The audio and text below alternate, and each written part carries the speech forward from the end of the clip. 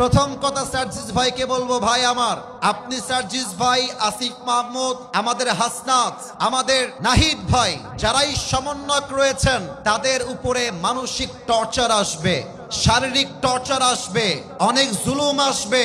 তবে একটা কবিতা শোনাতে চাই আল্লামা ইকবালের। আল্লামা ইকবাল লিখেছেন, গম কে বাদ খুশি জরুর আती है और ये खुशी रब के तरफ से ही आती है। हर रात के बाद दिन की रोशनी छा जाती है और सब्र करने वालों को नियामत मिल ही जाती है। जो दुख में भी रब को याद करता है, रब उसका हाथ कभी नहीं छोड़ता। जो दुनिया से कुछ ना कहे बस रब से कहता है, उसकी दुआओं का जवाब खामोशी में आता है।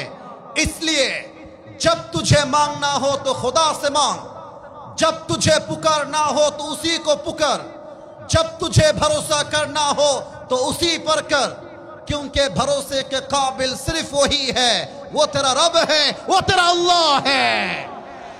भय पेओ ना, बुक चिरे दाड़िए जाओ, আল্লাহর ভরসায় সাহসটা বাড়াও, আল্লাহর নামে আগুন জ্বালাও বুকে, সত্যের পথে চলো, সাহস রাখো মুখে।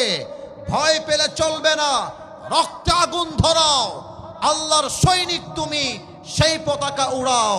আল্লাহ যখন পাশে, কিসের এত ভয়? তাওয়াক্কুল করো, কাছে আসবে বিজয়। আধারে ভয় পেও না, আলো আছে আড়ালে, অন্ধকার পালিয়ে যাবে তুমি উঠে দাঁড়ালে। অতএব ভয়ের কোনো কারণ নাই। ৫ আগস্ট একটা বিপ্লব হয়েছে, আগামীতে যদি কোনো স্বৈরাচার আসে, আগেরটা ভারতে পালিয়েছে, আগামীটা বাংলাদেশ ছাড়া কোনো চান্সই খুঁজে পাবে না। আল্লাহ সেই বাংলাদেশ গড়ার তৌফিক দান করে, পড়েন সবাই আমিন।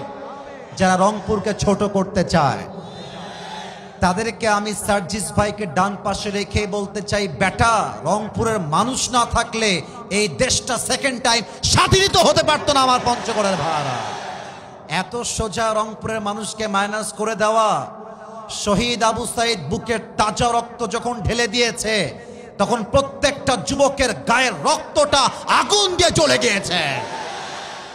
আমার ডান পাশে আমার সার্জিস ভাই বসে আছে, আমাকে বলছে, হুজুর, আমার বাড়ির সাথেই হচ্ছে মাঠ, আমার শৈশব এবং কৈশোরের প্রায় 16 থেকে 17 বছর কেটেছে আমার এই মাটিতে।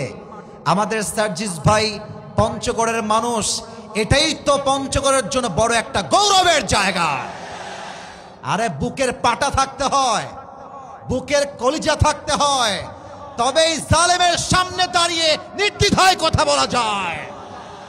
আমার সার্জিস ভাই তা প্রমাণ করে দিয়েছে। কথা যখন বলে সার্জিস ভাই, মনে হয় মুখ দিয়ে বারুদ বের হচ্ছে, বারুদ বের হচ্ছে। যারা তাদেরকে রক্তচক্ষু দেখাও, একটা কথা মাথায় রাখবা, বাংলার জনগণ স্বৈরাচারের পক্ষে নয়, বাংলার জনগণ ছাত্র জনতার পক্ষ হয়ে কাজ করতে চায়।